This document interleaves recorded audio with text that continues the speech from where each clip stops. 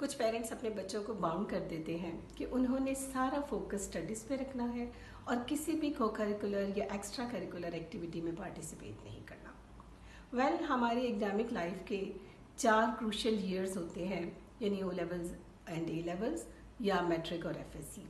इसमें ज़्यादा focus studies पर ज़रूर होना चाहिए, लेकिन इन एक्टिविटीज़ को इग्नोर नहीं किया जा सकता क्योंकि पर्सनालिटी डेवलपमेंट एक्चुअली इन्हीं एक्टिविटीज़ के ज़रिए होती है।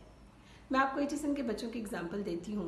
वो बच्चे अपने एग्ज़ाम्स के लिए प्रिपेयर कर रहे होते हैं, साथ उनके मैचेस चल रहे होते हैं, दरमियान में कोई कंपटीशन भी आ जाता है और वो सब चीज़ों को साथ लेकर चलते हैं। ये मल्टीटास्किंग है। अपने बच्चों को इन एक्टिविटीज़ में पार्टिसिपेट करने दें क्योंकि लाइफ में बाद भी उन्हें एक साथ बहुत सी चीज़ें करनी होंगी।